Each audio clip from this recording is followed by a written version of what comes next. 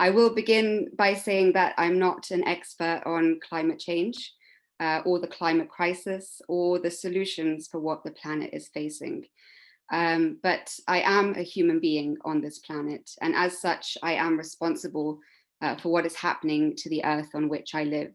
Moreover, I am a mother and therefore feel the burden of my son's future resting in my hands and in the hands of those responsible for making the right decisions to undo the damage that we as a species have done to our planet. In my work here in Berlin with people living as refugees and asylum seekers, as well as in my social circle, I have been confronted with how decisions made at the very top of governments trickle down and either destroy or provide pathways to those who come to Europe seeking refuge. I have seen the full force of the consequences when people have been denied basic rights, when people have been marginalized by these decisions made by politicians far removed from the reality of what people are living through. In the best cases, people are granted their rights to remain, live, work, rebuild their lives, uprooted as they are from where they often want to be. Indeed, I know many people who have taken their papers and continue to live, learn, work, raise families. All the while they are expected to be grateful for this chance, though none of them asked for the war, dictatorship, oppression, economic hardship, or yes, climate-related catastrophe that caused them to flee in the first place. How can you be grateful after the trauma you have suffered and the homesickness that you carry with you every day? But this is a best case scenario for those who flee to Europe seeking asylum. For those who arrive and survive the dangerous journey, but whose plight is deemed unworthy of asylum, they face imprisonment, deportation, or remaining here without papers and trying to survive. I have seen all of these scenarios play out, bewildered when these people, who often come from places where we know there is war and oppression, are turned away because it was decided that their country of origin or their transit country was a safe place. In the best case, I have seen people manage to get by, working cash in hand jobs, crashing on sofas, or sharing a room with too many people. I have seen people turn to drug dealing to get by, and I have not judged them for that because I could see the desperation that drove them to that path. In the worst case, I have seen someone lose their life, and even in death, questions were raised about his legal residency and whether anybody knew that he was living in Europe without papers. This is a reality that many people face in Europe because of decisions made nationally or at a European level. The refugee crisis must be managed, they say, because they consider the refugee crisis to be a crisis that we as Europeans are facing. But the crisis is carried by those so desperate to flee that they risk their lives and their human rights. A crisis which is set to worsen in the coming years as more climate-related catastrophes cause people to flee their homes, most likely to temperate areas like Northern Europe. It became clear to me in 2015 that there was an urgent need to amplify the voices of those fleeing to Europe. This was, of course, the year that media outlets across the globe began reporting on the so-called refugee crisis. Suddenly, all talk was on refugees, and centered in particular on Germany, whose government was one of the only ones in Europe to comply with international refugee law to provide protection to those fleeing the war in Syria. At the time, I was working as a tour guide alongside my work with refugees. History has always been a passion of mine, and that's because I believe we can learn so much from it. Here in Berlin, I would tell visitors to the city about the various chapters of its complicated and sometimes shocking history. I would take people to the memorial of Sachsenhausen concentration camp and explain the hell that the National Socialist regime had unleashed on persecuted groups: Jews, political opponents, Soviet prisoners of war, Jehovah's Witnesses, Roma and Sinti, prisoners from occupied countries. People would often be extremely moved on these tours. They would learn a lot, and it was a sobering experience for many. Beyond the historical commentary on my tours, there was also conversation, sometimes small talk about people's travels, and sometimes questions or comments on world events or politics.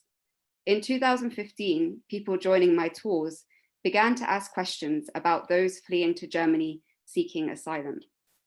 Of course, it was headline news, and the coverage of migration had been so sensationalized that some tourists arrived in Germany actually expecting the streets to be lined with people who had come seeking refuge.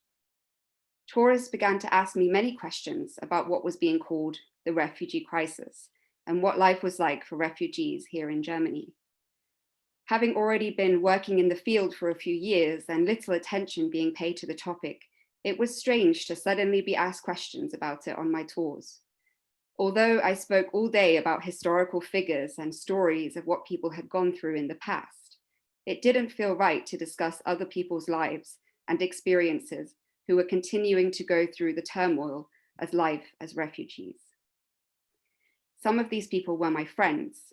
All of these people had their own stories to tell, and it was clear from the way they were being discussed by some media outlets and some right-wing politicians that it was imperative that they were listened to. It was at this moment I had the idea to create Refugee Voices Tours, an organization that would offer walking tours led by people who were experiencing life as refugees and asylum seekers. The first tours began in the late summer of 2015 and were led by Sudanese and Somali guides. We were so overwhelmed by how popular these tours were and the way they enabled open conversation.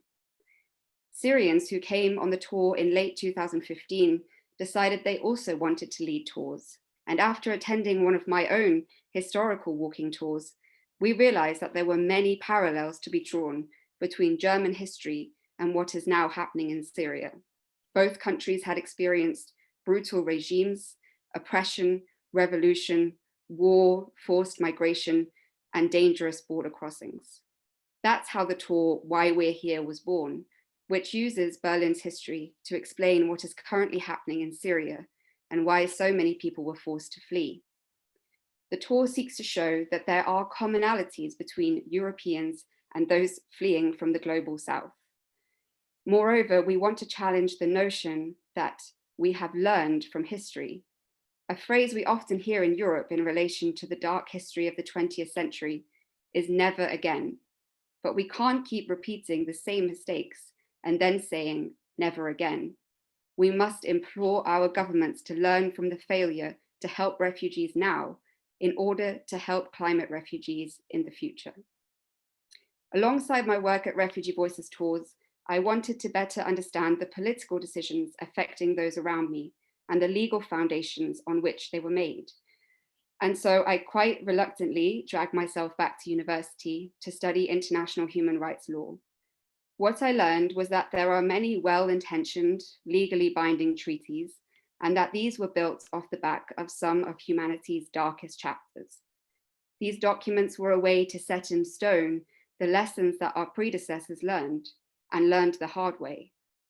But as I was studying the law, which many countries across the world are bound to comply with, I felt disheartened. We were living in a time of Trump, the rise of the far right, the persecution of many marginalized groups, from the Rohingya Muslims in Myanmar to the Palestinians in Gaza. These laws, texts drafted by people who had seen the worst of what we as a species are capable of, remain binding, yet they create an inconvenience for those of us who are privileged enough to be very far removed from the realities of war, oppression, apartheid, genocide, and the most devastating effects of climate change. It is much easier to turn away, even if we know that there are people drowning in the Mediterranean, children being kept in squalid conditions in camps on Greek islands, and people being pushed back to potential enslavement in Libya. In our willful ignorance, we are complicit, and we abandon our own humanity. As I was beginning to write my thesis during the final year of my master's degree, I discovered that I was pregnant. This amplified my feeling of frustration at the world around me. I was very happy to become a mother, but at the same time, I felt wholly unprepared for bringing a child into this world in its future state. What sort of a future awaited my son? Funnily enough, before there was even a whisper of my son's existence, there was talk of his future. Because when I met my husband, everyone wanted to know what would happen if we were to have children. There were so many questions surrounding our potential child that I even wrote about him, played out conversations with him, discussed difficult topics with him in my mind years before I even got pregnant. That's because my son would be born with a British mother and a Syrian father and would grow up in Germany. People wanted to know if his name would be Western or Eastern. Would he go to the mosque? Would he learn all the languages he would need to navigate this confusing situation? The questions were endless, personal, and tiring. When the pregnancy was public knowledge and the answers to these questions were more pressing, I felt more confident to respond, even if that response was a simple, "He can decide when he's older." It wasn't these questions that bothered me. These questions were ones we could answer along the way, that we could decide as a family. Of course, the responses would have consequences, but I felt in control and safe in the knowledge that whatever we decided for our son would be done with the very best of intentions. The questions that bothered me were the questions that I knew my son would ask me one day, questions that kept me up at night whilst my son stretched and kicked in the very safe space he inhabited at the time. Anyone who was pregnant in those early days of the pandemic, when the term lockdown was still novel, would probably have felt a sense of anxiety. What are we bringing our children into? Will it be safe? Even will we survive? But that is not what worried me primarily. My anxiety was rooted in the new mother's instinct I felt, the overwhelming need to protect my child from all things dark and ugly in this world. I began to understand willful ignorance a little better then. As mothers, we want to paint a picture for our little ones that this world is full of rainbows and butterflies and happily ever afters. And indeed, being born into the privilege in which we live, it is relatively easy to keep this worldview for the first few years of childhood at least. But I knew I couldn't do that for my son. His very existence was laced with questions, the answers to which would unveil such a grim picture of this world that it pained me to know I would one day have to answer them. I think about a few years down the line when my son has become somewhat independent and is beginning to explore more deeply the reasons surrounding his reality. I am, of course, referring to the phase most parents would call the slightly annoying time when their kids won't stop asking why about every single thing they can think of. I picture my son moving from asking more banal questions, why is the grass green? Why do birds fly? And moving on to something that may seem fairly ordinary to many people. Why did you choose my name? I will explain to him that it was his uncle's name, but his uncle died in Syria, so we kept his memory alive by choosing to name our son after him. He will respond with another why question. Why did my uncle die? And I will explain that there was a war in Syria and he was killed during it. And he will ask me why there was a war in Syria. And I will tell him that requires a very long explanation. And he will beg me to tell him anyway. And of course I will, in the simplest and gentlest terms I can. But from that story, many more whys will arise from his curious mind. Why didn't people stop the bad people with the chemical weapons? Why did people let children die? In answering these questions, I will have to reveal to my son, who I am trying to teach to do the right thing, that the people who had the responsibility and power to do the right thing, but did very little. Then he will ask me if that is why his father came to Europe, to which I will say yes. He will ask me if his father got on a plane to get here, and I will say no, on a boat.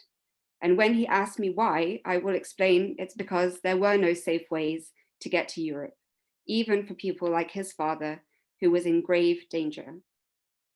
His worldview will begin to form and shift with every answer to these difficult questions.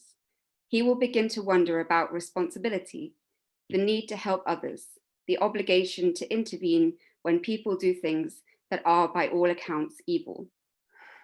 The answers to these questions will shape him and his relationship to the world and other human beings. If he grows up angry, I will not be surprised. if he grows up with a disdain for the way people talk about human rights as if they mattered to the Syrian people and those fleeing to Europe when his father had, I will not be surprised. If he does not trust those in power when they say they want to be on the right side of history, I will not be surprised. As he grows and develops, so too will his questions about the Syrian dictatorship, revolution, war, and eventual migration. He will ask me if there are any laws in place protecting people like his father, who took a dangerous journey to arrive here. I will explain to him that yes, those laws exist, but leaders do not always comply. And why not? He will ask me. Because in a democratic society, leaders are chosen by the people. And if the people choose someone based on their anti-immigrant stance, then those policies will prevail and human rights law will be ignored. But I will also tell him about those leaders who did something, who at least allowed some people to settle in Europe legally, even eventually reunite here with their families. I will tell him about the communities who organized themselves to create a welcoming atmosphere for those arriving, ensuring they had food and clothes and places to sleep. I will tell him about the people who organized cooking events and free language classes and tried to make the jarring experience of arriving as refugees a little easier. I will tell him about the brave people who sailed boats out into the Mediterranean to save those stranded on their way to Europe, who did so even though they were threatened with criminal charges of human trafficking. And those people who stood on the shores of Greek islands and ensured people making the dangerous crossing from Turkey arrived safely, were provided with warmth and given any medical assistance they needed. But I will also have to tell him that some of these rescuers would then face serious charges from Greek authorities, which carry a maximum prison sentence of 25 years. These answers will show that although some leaders did step up and welcome some people in need, many did not. These people, who I believe in the future will be seen as the heroes of this story, were individuals, acting independently of governments, and in some cases, directly against governments, to ensure that their fellow human beings arrived safely and were welcomed in Europe. I imagine in the future, when we talk about these stories, they may already be in the history books. There may already be memorials to remind us of this dark chapter in our history, and my son and I will visit them together, just as we will visit the memorials where Refugee Voices Tours currently leads walking tours. Perhaps there will be talk once again of never again, and ensuring that we learn from history. I hope, if this is the case, that my son will find it easier to reconcile with his father's past and that of his Syrian family, who lived divided by closed borders for so many years. It is a best case scenario for my view of the future conversations I will have with my son, that the world will have woken up, people will have learned, all the lives that were lost on the journeys to safety would not have been completely in vain. And yet, as we sit here today, it is hard to really imagine this fantasy of future conversations with my son will ever come to fruition. As I stand here in my warm and safe apartment in Berlin, approximately 800 kilometers away on the Poland-Belarus border, there are people living in fear of their lives, people who came to Europe looking for safety and who have been used as pawns in a dangerous political game. Children, some the same age as my own toddler, are being forced to sleep in tents, to spend all day outside in temperatures approaching freezing. People are dying of hypothermia, and human rights organizations trying to provide assistance are being blocked from entering the border area. Poland has declared a state of emergency in the region, including a media blackout. A couple of days ago, a headline filled me with some sort of hope. Germany urges unity as crisis worsens for migrants at Poland-Belarus border. I thought perhaps a unified EU solution would be to propose to resettle these people at the border and prevent more deaths. The article proved rather different. The German Interior Minister was actually encouraging European unity to help the Polish government secure their external border. Nothing was mentioned about the fates of the human beings trapped and exposed to the elements between Poland and Belarus. I believe it is important to talk about this today and at this event, because it makes me think about other future conversations I will need to have with my son. The global north is increasingly isolationist, making policies popular with its own electorates whilst ignoring the external consequences. These consequences include the loss of human life. This is a known fact. It is public knowledge, and yet the leaders making these decisions continue to be popular, not despite their dangerous policies, but because of them. This leads me to think of the recent decisions being made about the fate of our planet and the intentions of those decisions being made. I fear leaders who neglected their duty to protect vulnerable asylum seekers will find it all too easy to neglect their duty to protect the future of the planet. And it must be said that the topics of climate change and forced migration are intertwined. In the near future, climate-related catastrophes will cause more and more people's homes to become uninhabitable. Leaders will be forced to decide whether this can be considered a ground for asylum, though it is not included in the Refugee Convention. Given the appalling treatment of migrants at the borders of Europe today, I must say that I am very afraid of what is to come. My son will one day ask me if the summers were always this hot, if forest fires were always this common, if there were this many catastrophic floods when I was growing up. I will need to explain the climate crisis to my son and the difficult future he may be facing on this planet. He will ask me whether people knew this would happen, whether there was anything that could have been done to stop it. And I will explain to him that yes, there were many warnings, many chances to turn back the clock, but that leaders failed to do so in time. And now we were left to live with the consequences. Just like leaders failed to act to protect their fellow human beings who came to Europe seeking refuge, they had now failed to act to save the planet from catastrophic climate change. Just like those individuals who helped people fleeing to Europe, those climate activists were not the leaders of the world, but people working at the grassroots level, trying to intervene as best they could in a situation that was largely beyond their control. All of us will have to have these conversations with our young people in the future. If our leaders are not willing to protect human life, they are unlikely to take the issues of climate change seriously. The events unfolding right now at COP26 demonstrate that many of our current leaders still want to kick the can down the road. Well, there's not much road left, and we will have to explain to our children that leaders did not take their responsibility seriously. And in this act of global negligence, they have threatened the future of generations to come.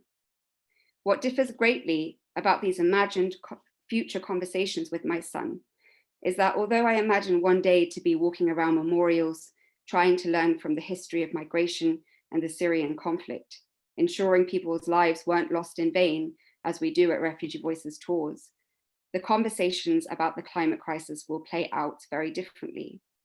The destruction of the planet is not something we can learn from. It's not something we can build memorials for and say never again. Because if Earth becomes uninhabitable, there will be little point in reflecting on the past and imagining the future. Could you just expand a little bit on why you chose to focus on migration specifically? Yeah, great question. I actually think that migration intersects with all of those issues because people migrate for political, social, economic, and environmental reasons. So it's really an overarching issue, and that's one of the reasons that I wanted to focus on it. I would also say that one of my reasons for focusing on it is kind of an accident. It just happened to be that when I moved to Berlin, which was nearly 10 years ago, I came here as a migrant myself from the UK, and I was living not far away from a square called Oranienplatz in Berlin. And this square, shortly after I moved to Berlin, was actually occupied by asylum seekers and refugees who had marched from detention centers in Germany to Berlin and occupied this square and an abandoned school not so far away to fight for their rights, because at that time, I mean, Germany has this kind of reputation now for having a more welcoming stance on refugees, but at that time, it was pretty awful for people who were in these detention centers. They weren't allowed to work or study, and so they came to Berlin to fight for their rights, even to move freely within Germany. And they occupied and lived on this square close to where I was living. So I went there one day. There was an information point, and I asked some of them what they were here for, and they told me everything. And actually that just became my community in Berlin. And that's when I started my community work with people living on the square and in the abandoned school as well.